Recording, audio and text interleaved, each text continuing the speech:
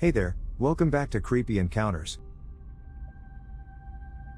Please like and subscribe to the channel if you enjoy the videos.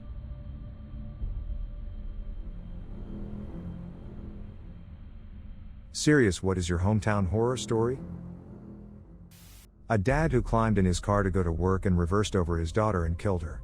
She was 5 and playing hide and seek under his car with her older brother who saw it happen. Unspeakably tragic. This happened to a woman down the street with her very young daughter too, about 15 years ago. She was kind but seemed not all the way there after that. Her husband found her hanging in the shed in the backyard last summer.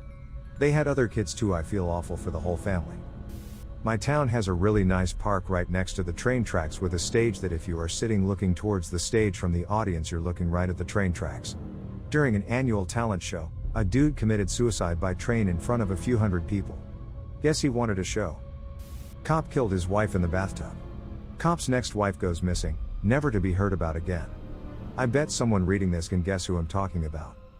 Bolingbrook is also my hometown. They reopened the case of the murder of his second wife and he was found guilty and went to jail for it a few years back. They also made a hilariously bad Lifetime original movie about it with Rob Lowe and Kaylee Cuoco. It was funny to see what was supposed to be my hometown, a suburb of Chicago, filled with palm trees. I went to high school with his son who was actually quite popular despite all that and was the valedictorian of his graduating class. There were Facebook groups set up by people I went to high school with calling for everyone to leave his family alone, etc. A bit weird, but it revolved around my family actually. I come from a very small town in Northern California, population of about 3,000, where not much really happens other than gossip, and probably a bit of inbreeding. Back in the early 80s, a couple years before I was born, my uncle was out in the woods with his girlfriend. This area was relatively close to the high school, and it is where teenagers went to make out, smoke pot, and bang. A guy came up to my uncle's car, shot him a couple of times and raped his girlfriend. My uncle died, and the girl came back to tell her tale and get help. It's impacted my grandparents greatly, and I can still see the pain in their eyes around Christmas. He was killed in December. It threw my dad in a bit of a self-destructive nosedive, hence my birth, and the town didn't really recover for a while. They never found the guy, but they did have someone stand trial at one point. DNA evidence came back inconclusive, or something. The saddest thing I've ever heard was when my grandpa told me that no matter how many people we have over, or how full the house is, there is always one person missing. And there always will be. When I was in 7th grade, a girl went missing.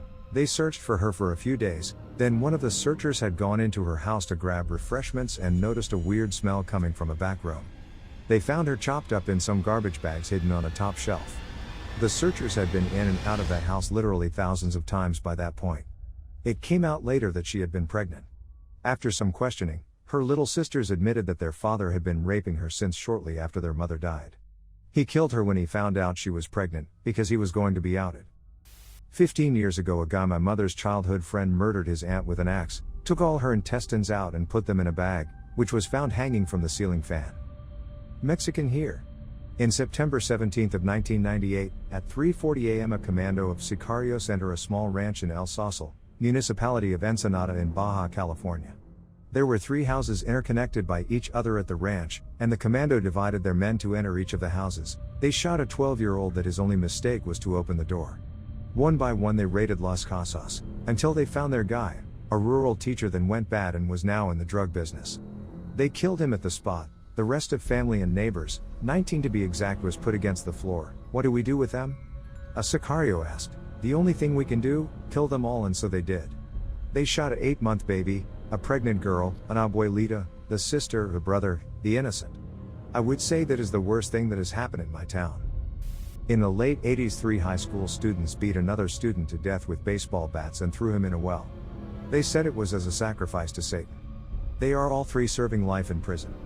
The story was featured on Geraldo's somewhat famous Exposing Satanism episode. Middlesbrough, UK.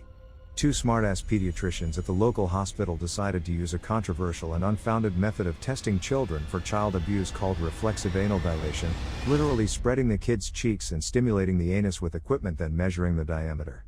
Thanks to their dodgy methods, 121 kids were taken from their homes, 94 returned when it was proven they weren't being abused, families wrecked, and the town still holds a lingering reputation as a pedophile hotspot to this day, despite it being false. This all took place in a fairly short period in the late 1980s.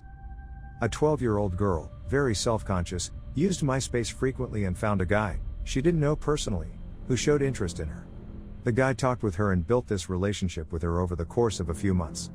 And then, out of nowhere, he became very hostile and said the most disgusting things to her. Turns out, the guy was really her best friend's mom. The girl ended up committing suicide, and it wasn't found out that the MySpace guy was her friend's mom until a couple months following her death. From what I can remember, the mother and the daughter behind the MySpace postings felt little to no remorse, or at least showed none, and moved away. They weren't punished at all, as there were no cyberbullying laws in place at that time. It was probably the first real incident of cyberbullying, and it sparked a lot of media/legislation. It's a fairly well-known story. There's an ABC Family movie based on it. It's a big city, so there are many, but the one that stuck with me so much was the story of a woman who lost her husband.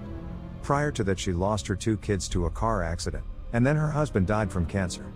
When he died, and on the last night of the funeral, people said she had the coffin laid on her bed where she slept beside it for the whole night. That one struck me as a kid because it actually happened. A friend was a neighbor of the woman. Growing up, I remember kids talking about the girl who killed her parents and tried to burn them. It was a persistent story, but I didn't take it seriously until my mom pointed out the house it happened in and just said the same thing. The girl killed both her parents and tried to burn them in the garage. In high school, one of the teachers told us more. He was the only person with a decent camera in the county, so he was put in charge of taking the crime scene photos.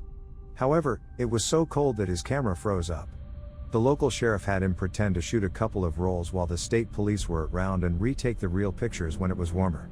He told us the girl and her sister were sexually abused by their father and their mother let it happen. One night she stabbed them with scissors and dragged them to the garage. She tried to cover it up by lighting them on fire, but the only flammable thing she had was perfume and just managed to burn some of the clothing. I did some internet searching and got some more details from my mother, like the girl's name. She knew that the girl was taken to a mental hospital and raped by a staff member and got pregnant.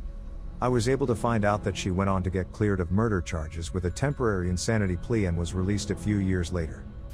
A fellow in my high school class knocked up his girlfriend. His parents murdered her and stuffed her in the trunk of their car. They abandoned the car. Why they never figured that the police could trace the vehicle is beyond me. I can't imagine what that guy must think of his parents. I have one. Maybe a year or 2 ago, a woman disappeared, with her baby daughter. Her 2 boys were upstairs. They called their aunt when their mom never came back. The aunt called the police, and the kids told them that their mother had gone to talk with the baby girl's dad. They searched for that woman everywhere, and I mean everywhere. She lived in a very populated area, so it was very weird that nobody had seen anything. They searched her phone, and found some texts between her and her baby daddy. The guy was asking to see the girl, give her some presents, and deliver the money he owed for child support. He was the last person to see them both. 1 or 2 days later, some neighbor hears a baby crying outside. She goes searching and realizes that the noise is coming from the gutter. She gets a flashlight, and sees the missing baby girl alive and crying, but she was over something pale and flesh-looking. The old lady reaches out a little more, and lets out a scream that was heard by many neighbors. Next to the baby, was her mother, cold, white, and dead. The police called the baby girl's daddy to question him. They searched his car, and found traces of blood, and when they checked his records, they found out that the woman had sued him for child support, and he was convinced the baby wasn't his. The trial ended a couple of months ago. He got life in prison. I have more, in case you want to hear them. I hope you enjoyed the video. Please like and subscribe for more real-life creepy encounters around the world. See you in the next video. Bye.